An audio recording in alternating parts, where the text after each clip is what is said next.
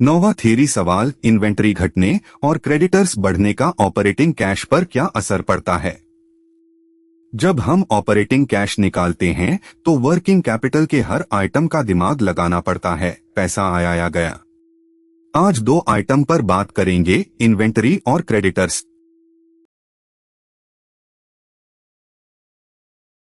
पहले इन्वेंटरी। अगर साल के अंत में स्टॉक कम है तो मतलब हमने ज्यादा माल बेच दिया या इस्तेमाल कर लिया। जो माल बेचा उसका पैसा कैश में आया।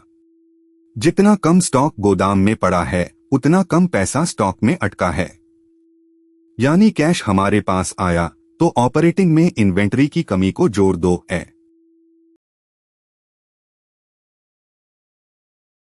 अब क्रेडिटर्स। अगर क्रेडिटर्स बढ़े हैं तो मतलब हमने ज्यादा माल उधार खरीदा। उधार में माल लिया तो अभी उसका पैसा नहीं दिया। जो पैसा हमने नहीं दिया वो हमारे पास बच गया, यानी कैश बचा तो ऑपरेटिंग में क्रेडिटर्स की बढ़त को भी जोड़ दो।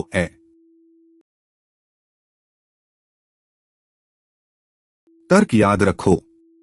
इन्वेंटरी घटी तो माल बेचा गया, पैसा आया। क्रेडिटर्स बढ़े तो उधार लिया, पैसा बचा। दोनों का मतलब ऑपरेटिंग कैश बढ़ता है। यही इनडायरेक्ट मेथड का दिल है।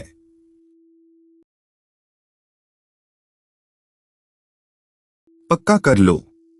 एक, इन्वेंटरी घटी तो ऐड क्योंकि माल बेचकर कैश आया। दो, क्रेडिटर्स बढ़े तो ऐड क्योंकि उधार लेकर कैश बचा। तीन, दोनों मिलकर ऑपरेटिंग कैश बढ़ाते हैं। बस इतना पता हो तो मार्क्स पक्के।